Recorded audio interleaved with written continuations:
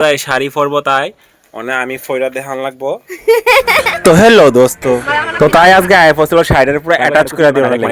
তো কেডা সব সময় শাড়ির গুজা করে দিব কেডা সব সময় আসল বানাই দিব তো এর লেগা বলা একবার ডাইরেক্টলি সেলাই লাও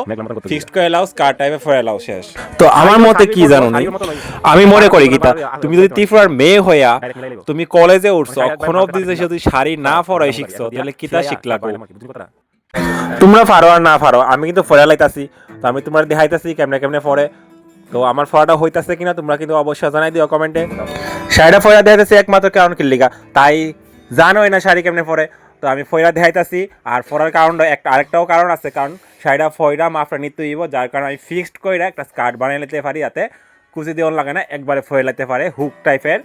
শাড়ি ফাইনালি আমার শাড়ি পরা ডান এটা আমরা কিতা করুম শাড়িটারে পুরা ডাইরেক্ট খোলা সিস্টেমটা করুম যার কারণে এইভাবে ট্রেনিং দেওয়া হইতেছে তাই পারে না তার জন্য আমি কইরা দিতেছি হ্যাঁ কেউ হাসাহাসি করে না এটা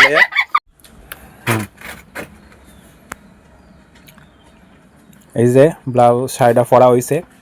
এটা কিন্তু অনেক কমপ্লিট হয়েছে না এখানে একটা হুক হইব জাস্ট এখানে আবার দেখাও এই জায়গাটা একটু খোলা হ্যাঁ খুলে আবার লাগাও এই জায়গাটা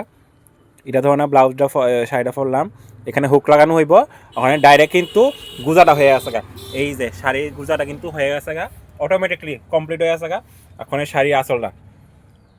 এই যে ফুল কমপ্লিট হয়ে গেছে গা শাড়ি তোমাদের নতুন করে আর ফরন লাগতো না পুরো ফুল কমপ্লিট ঠিক আছে তো দেখতে পাচ্ছ শাড়িটা কি সুন্দর করে ফিনিশিং করে তোমার কমপ্লিট হয়ে গেছে গা